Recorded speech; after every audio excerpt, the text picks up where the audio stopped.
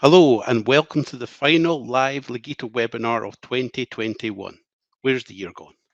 My name is Gary Yunson and I'm the Chief Revenue Officer at Legito. Today I'm joined by my two colleagues, Mark Settle, President of Legito and resident on all our live webinars, and also Charles Drayson, who is our Chief Community Officer at Legito. As a bit of background to Charles, he's somebody I've known for over 20 years. He's a practicing lawyer in the UK who's worked for several large law firms and for commercial organisations who are household names. He's won industry awards for deploying document automation. He's authored thousands of pages of document automation templates. Many of those are for critical business-to-business contracts, but he has also worked on projects in fields ranging from real estate to banking. I'm also delighted to introduce you to our customer, partner, and star of this month's live webinar, Ian Larkin, Managing Director of Radius Law. Ian and his team are a forward-thinking, automotive-focused law firm which has turned the traditional legal services model on its head. Lots of organizations are using smart document automation in the back office, but some organizations are finding ways to share the benefits directly with clients. Ian and his team at Radius, known for their innovation in legal services in the UK, will talk about how they provide clients with access to Legito-powered services, and they'll also talk about how they ran a vendor selection process and what they learned. As a reminder, this is a live webinar, so feel free to ask questions and we'll do our best to respond to all of them at the end of Ian's presentation. So without further ado, I'll hand over to you, Ian. Good afternoon. Great, thank you, Gary. Okay, we've prepared a few slides, so I'm just going to run through those slides in the course of the next 15 or 20 minutes, and then I believe there'll be some time for questions. So just to very quickly explain what we'll cover in these next say 15 minutes or so, I'll just briefly start with a little bit about us at Radius Law, our partnership with Legito and how that came about. I suppose why to invest then in contract management and automation, and we'll also then finish off just with some tips on if you're starting that journey, how to go about it. So firstly, a little bit about Radius Law. We're in many senses a normal regulated law firm. We established in 2013, but I think we've got a few differences. I founded the firm following a very long in-house legal career with Mercedes-Benz Group. And really what I was trying to do is create a firm that I always wanted to instruct as an in-house lawyer, but didn't seem to exist.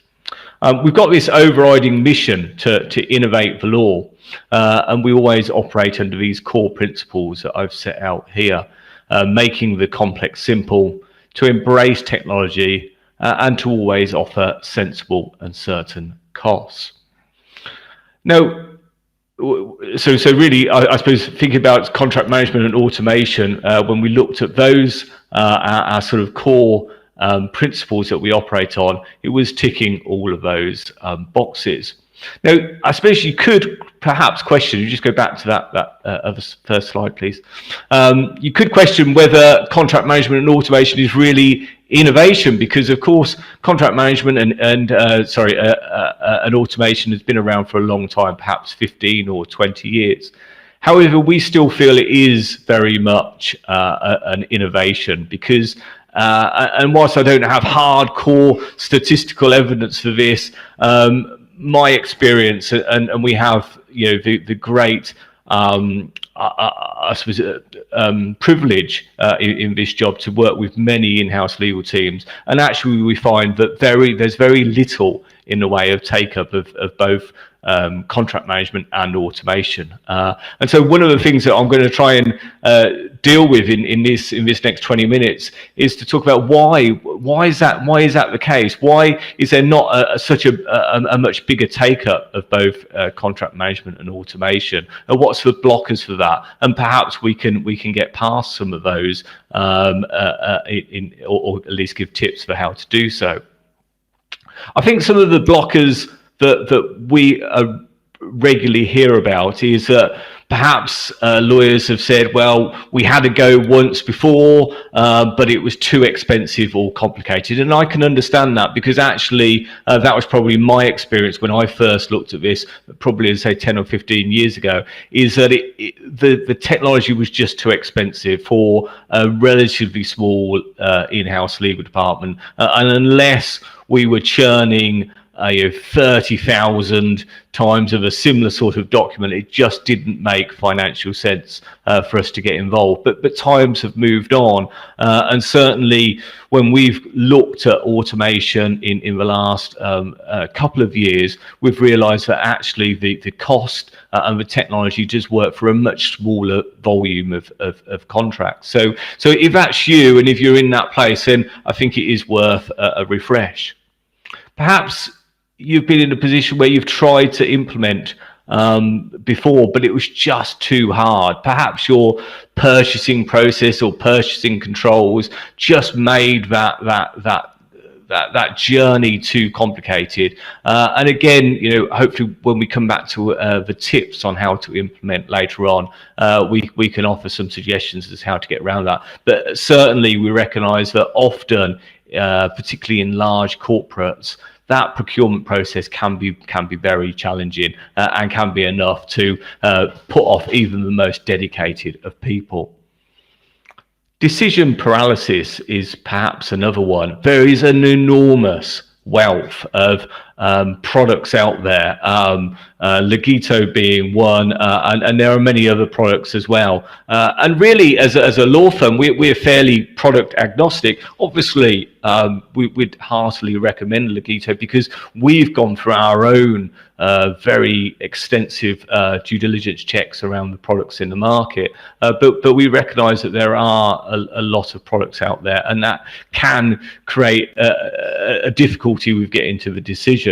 But again, we'll come back to talk about some tips about that later on. So next slide, please.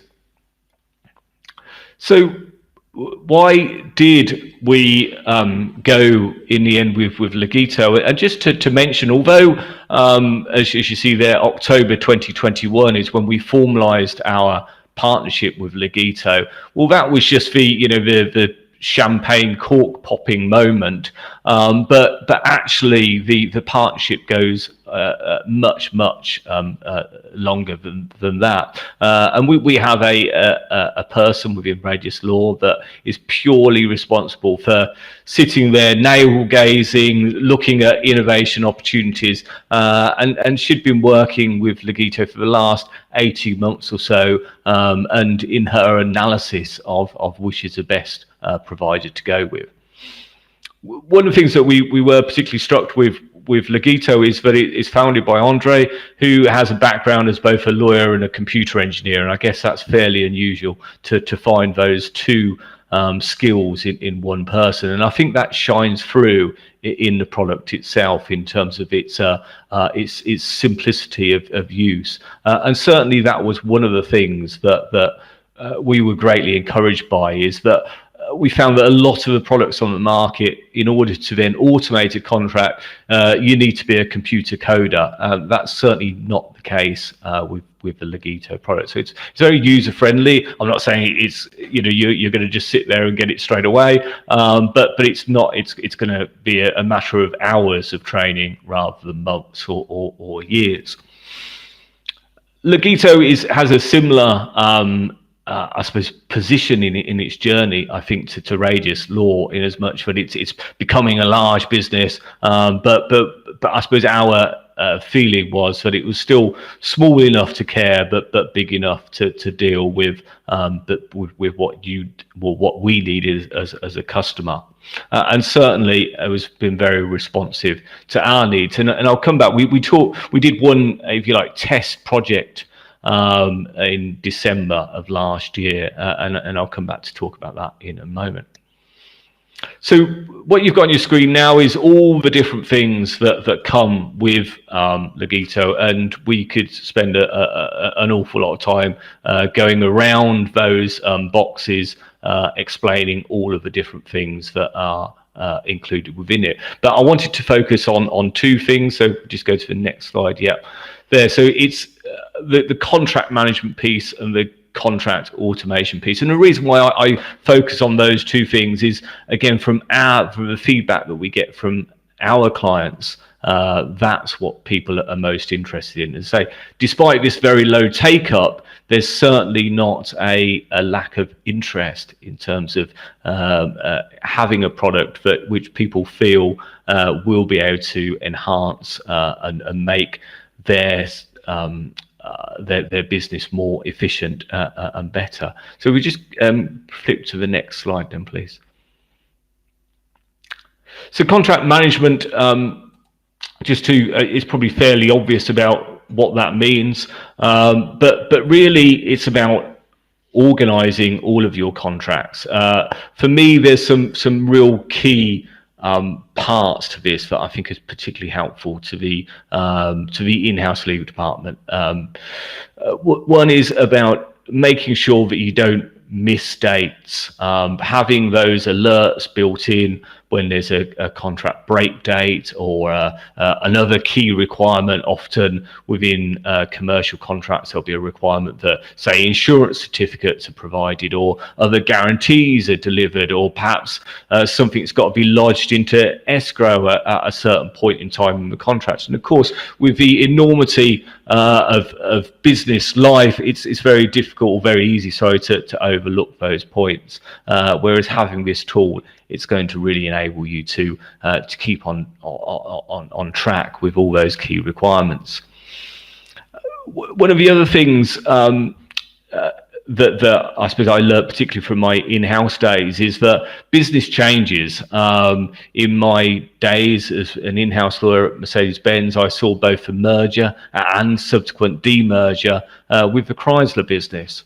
And that demerger was a particularly painful thing for the legal department, because we had to identify all of the different contracts that served across the business and then start to work out how we were going to divide those contracts into the separated business units. And of course, that's fairly common. Many businesses are going through transactional changes very, very often indeed. If we've got all of that information collated into a database, then that's going to actually be a very easy task when it's needed, as opposed to the very arduous task that it would be if you didn't have that information to hand. And again, anecdotally, from speaking to many of our clients or other parties, we find very few companies really have got this cracked. Often the database really is just a Microsoft series of folders rather than any structured database. So perhaps go to the next slide, please. Contract automation. Often the reason that we hear for why companies want to automate their contracts is because of speed, and it will greatly speed up that journey once you've got a contract that's automated. Just then it's a question of just filling out a form and your contract's prepared and off it goes. So speed is definitely something that is going to be achieved. I mean, don't underestimate the amount of work that will go into establishing the template in an automated form at the outset. But nevertheless, once it is established, then it is going to be a very speedy solution. But actually, I feel there's a far greater reason than speed for automating contracts, and that's around the quality of the document.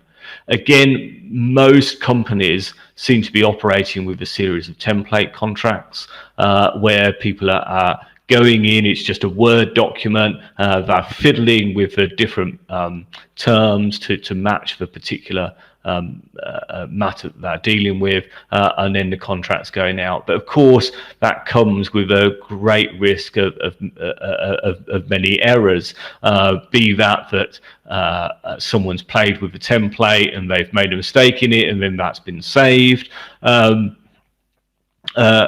or the contracts got corrupted, or ends up having different versions. Again, in my life as an in-house lawyer, I seem to spend a lot of time chasing down various secret squirrel versions of the contract template. So lots and lots of problems, whereby if we can just get that contract automated, we know it's a safe document that's always going to be there. Okay, next slide, please. So let's just have a quick look at this project that I mentioned that we did with Legito with one of our clients last year. The situation was this: we had, of course, a Brexit date looming, and as many of you that were involved in data, personal data relevant contracts will know, that we had this cliff edge of data protection hanging over us for the 31st of December.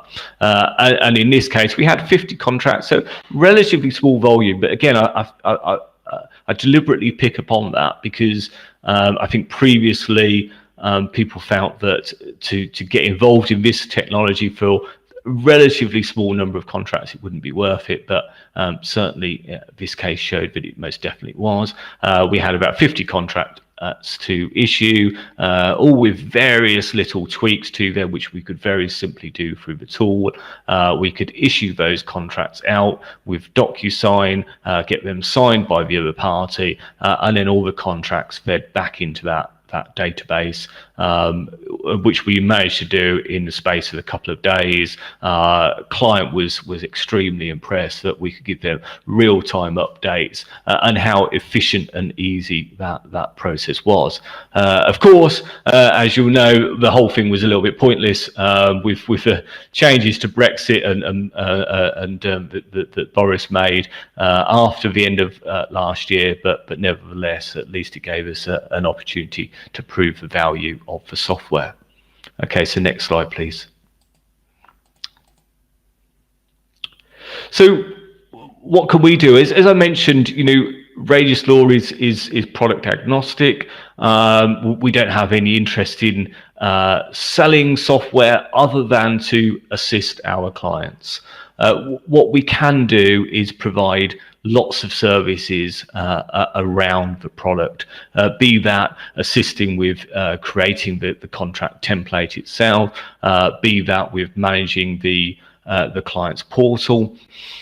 One of the things that we often finds is a real blocker to getting a successful contract management and automation project off the ground is that many of our clients have tried and felt that they could fit it in with their operational day-to-day life, but our experience is that rarely works. It has great intentions, but of course it's unlikely that if you are an in-house lawyer, that your CEO or CFO is going to be asking you to implement something like this. They're probably not even going to have the awareness of these types of systems being available. And of course, it's a proactive project. It's never really going to trump the day-to-day need to get an operational contract done by the, say, the quarter end date or any of the other usual sales deadlines.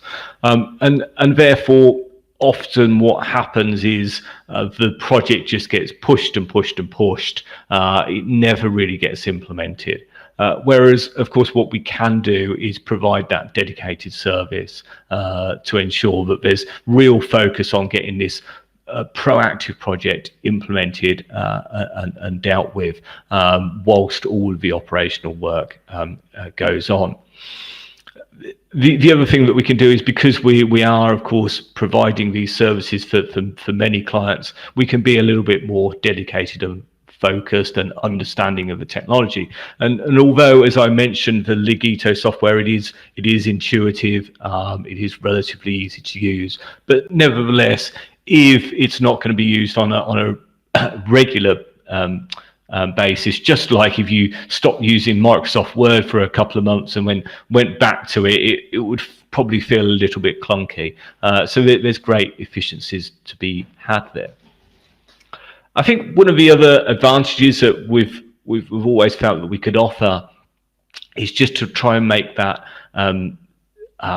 sales implementation process a little bit easier. And what I mean by this is thinking back to often the procurement processes can be very complicated. As soon as you mention that you're perhaps buying some IT in a large corporate organization, that probably immediately puts you into lots of additional processes, be that IT service checks, central procurement becoming more and more involved. And that's not to in any way discredit any of the importance of those checks. But nevertheless, this is software as a service. There isn't going to be any need for any software loaded onto local machines. And often what our clients say to us is, look, it's a lot easier if we just buy software through our legal services providers that are already established on our procurement systems, and that then can cut through a lot of perhaps the red tape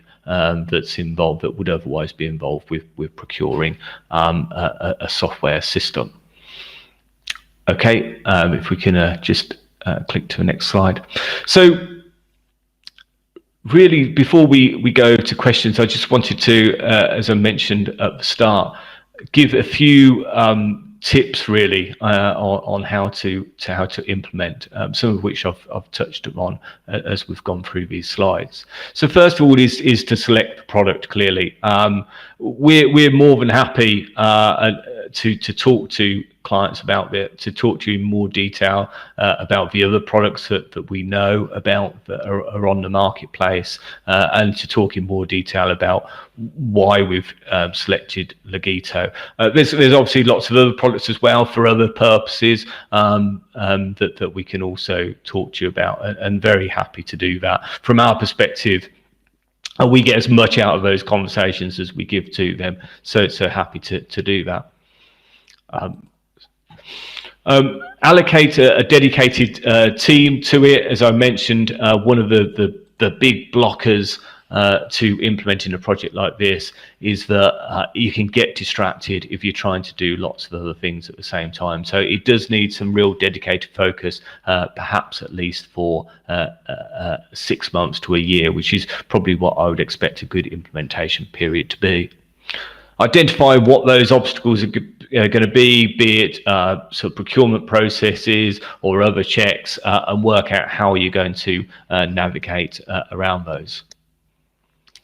Keep it simple. I think this is probably the best piece of advice I was ever given with implementing any IT project, and that's that don't go for all the bells and whistles at the outset, because those things are almost surely going to fail then if you try and shoot for the stars at the start.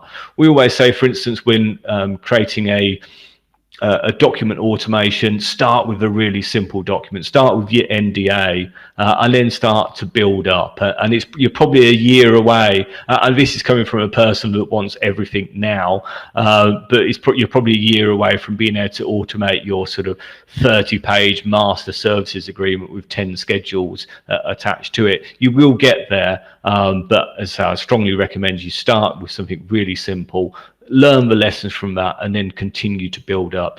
What you will find is that the project will grow legs, and I mean that in a good way, because once you and your colleagues see the benefits of the system, you'll also start to see where else it can add value. As I mentioned earlier, there's going to be lots of people in your organization, your CEO, your CFO, that's probably not going to be asking you to implement this, probably just because they won't appreciate what the benefits are. So just implement, let them see the benefits, and I've got no doubt they'll love it, and then you can sit back and reap the rewards that will surely come. So we'll just flip to the next and final slide. So as I say, I mentioned, do feel free to contact me, and I think we've got some time for some questions, and I think we're handing back over to Charles now. Good afternoon, everybody. Thanks very much, Ian.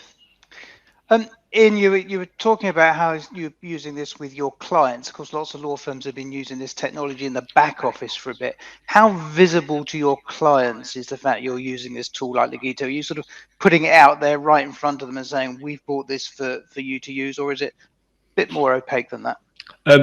No, we are absolutely putting it out there. And one of the things that we offer is something called Law as a Service, which is our fixed monthly price offering,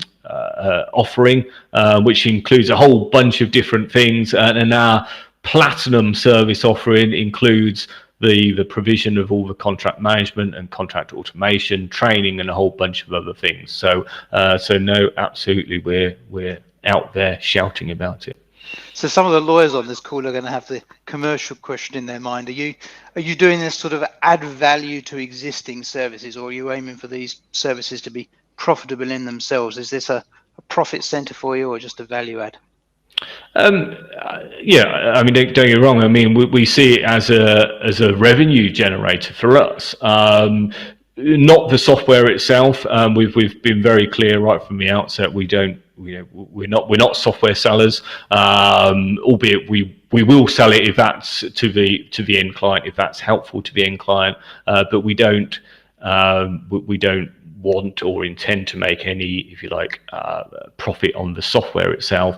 But we do see there's a great value to be added by us in terms of the wraparound services that we can offer in that implementation.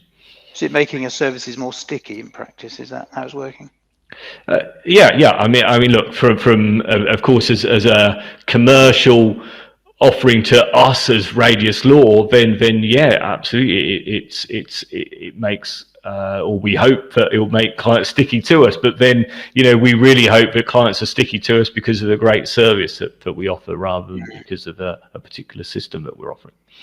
So have you done it now because there's a clear and present demand now from clients, or are you sort of anticipating that this is going to be the next thing which clients will want when they see it? I mean, are you leading with demand, or are they? I think the demand is there from the clients, in as much that I've not yet found a client that says that they don't want this. I think for a lot of clients, it's not hitting the top of their to-do list because they are so inundated with all the operational requirements. So where I see that we could really step in and help here is making that implementation easy, because the blocker is not a lack of want from the client. The blocker is time and the ease of implementation, and that's where I feel that we can really step in and help that implementation. So I think we're pushing against many open doors, and hopefully we can really help in that implementation piece. How are you getting on with encouraging the lawyers to use it and get take up of it? Because you're not such a huge organization that this will just be in a few hands. You'll want this to be more pervasive.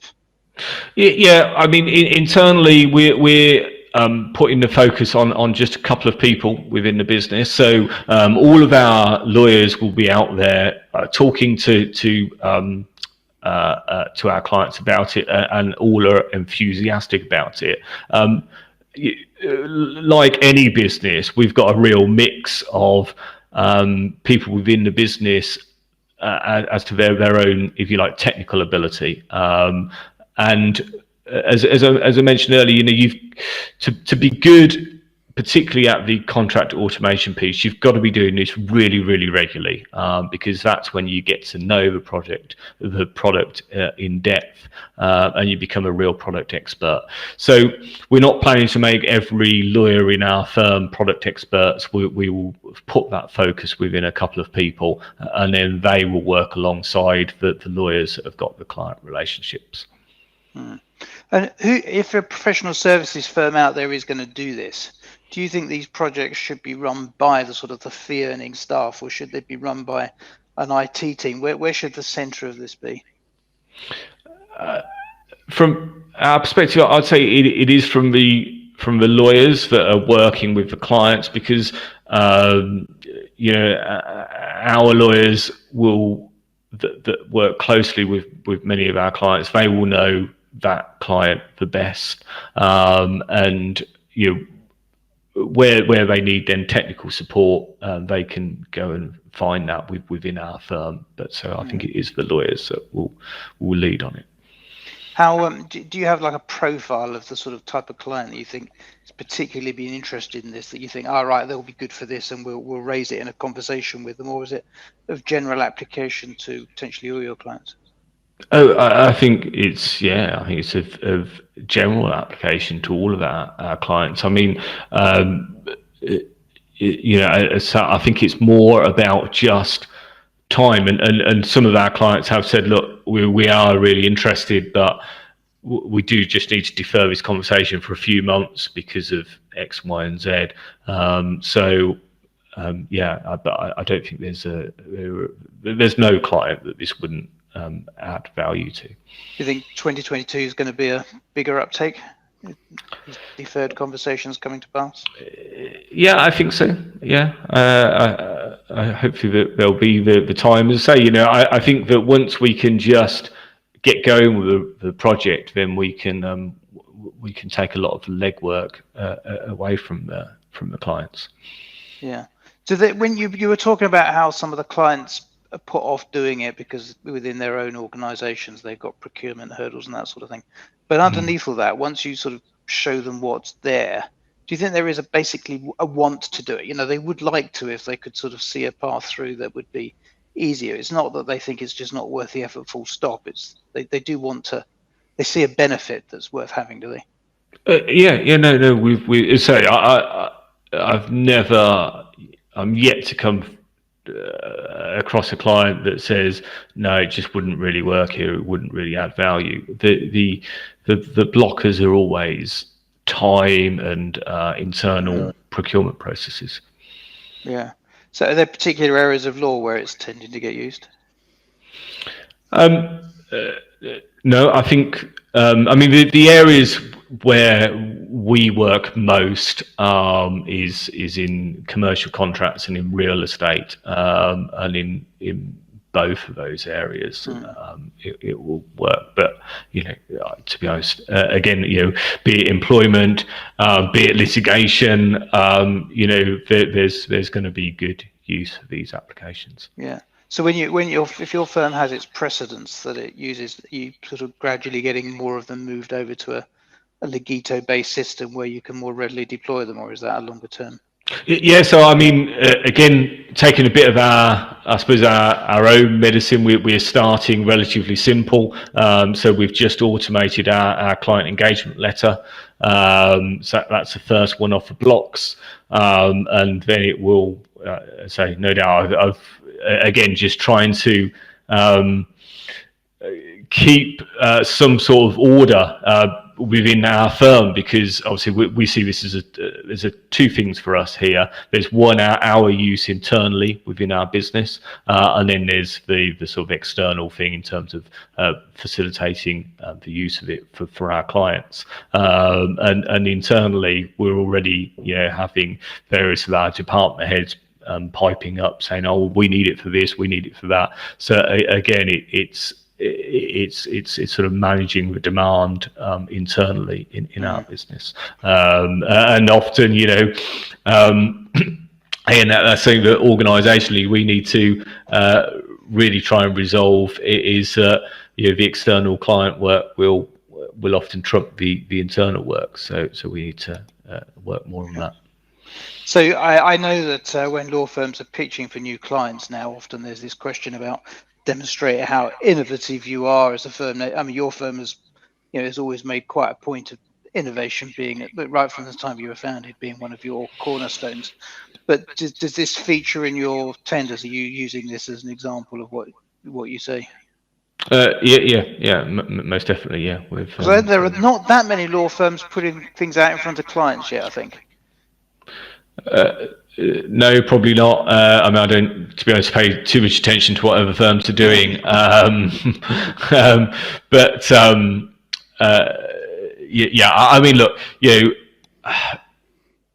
my feel on that is that sometimes, let's say law firms tend to charge by the hour. So in many senses, it doesn't make commercial sense to be too efficient. But we've never taken that view ourselves. We've always taken the view of let's get out there, do the right thing, use the technology, and win more clients rather than trying to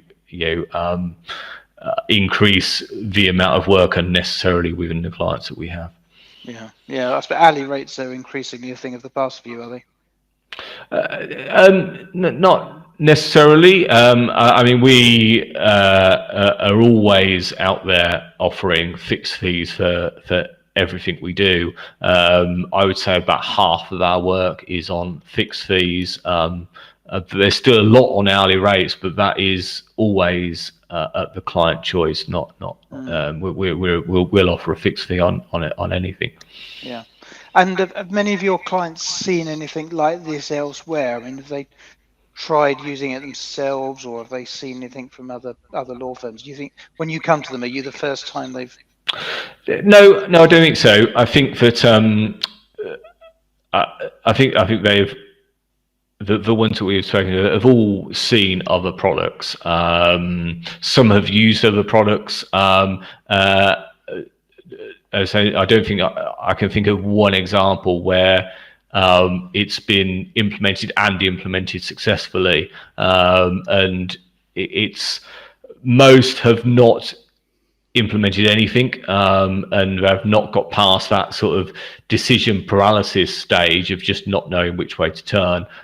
Those that have tried to implement have ultimately decided it wasn't the right technology. Now, I think in some cases it genuinely wasn't the right technology, and in other cases it's just been too hard to implement for probably a variety of internal and external reasons.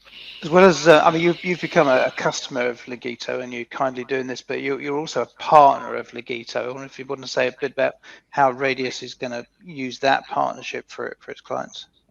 Yeah, so really the partnership is, as I say, we'll offer the Legito product to our clients, and we can offer that either by just pointing them in Legito's direction, and Legito sell them that product, or they can buy the product through us. That bit is which way they procure is largely irrelevant to us.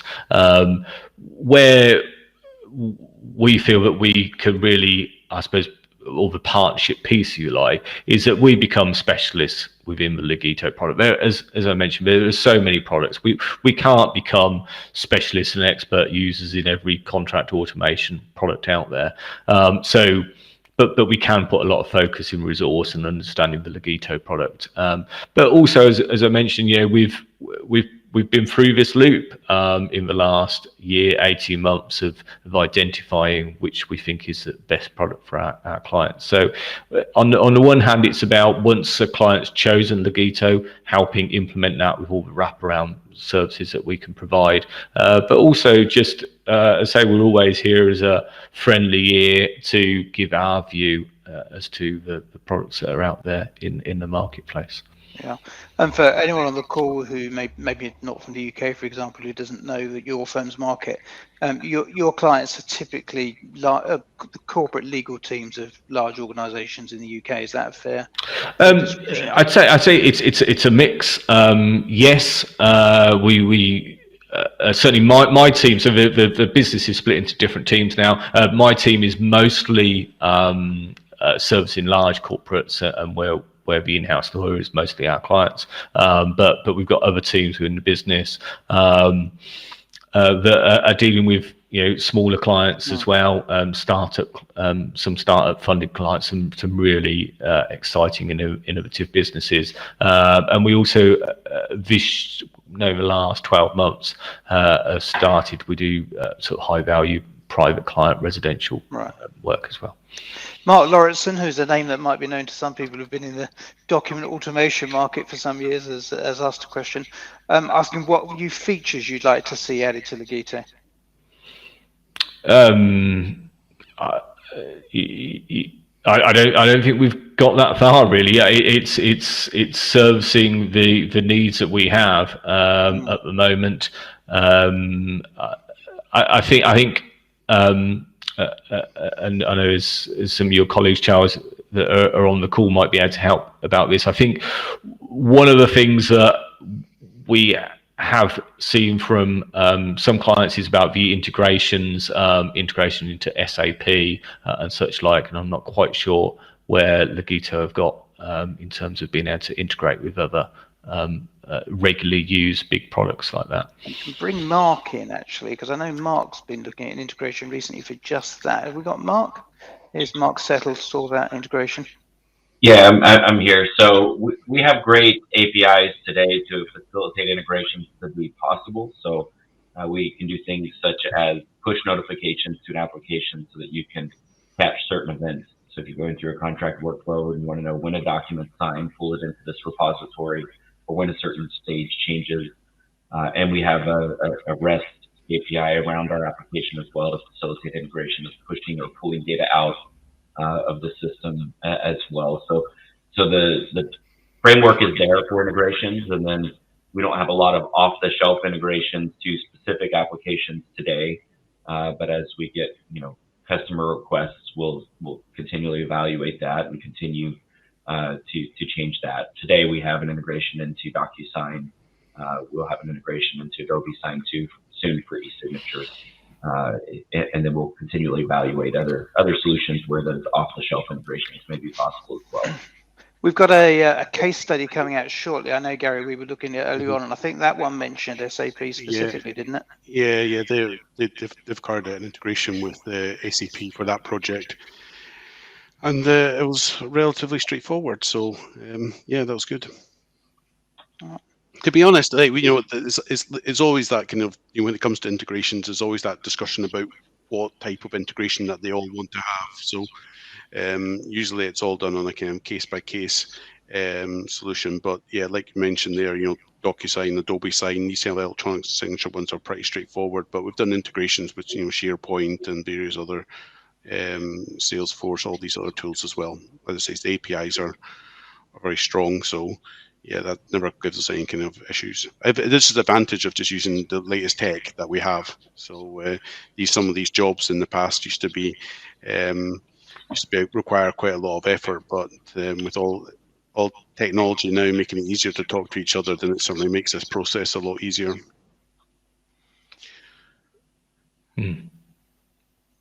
Gary, I'm conscious of our time in the webinars. Yeah. Much as we could talk to Ian for a considerable period of time, because it is, I think it's really exciting that law firms are starting to expose clients to this. Say law firms have been using the technology for quite a while to varying degrees and in various jurisdictions. But I think what's really interesting about this, and we've seen another example with Essica, a company in South America, starting to actually expose their Legito services directly to their clients. And I think that's, and not just Legito, other products are simply being used as well. But that concept of clients recognizing that law firms can leverage their expertise and add value with it, it's really interesting.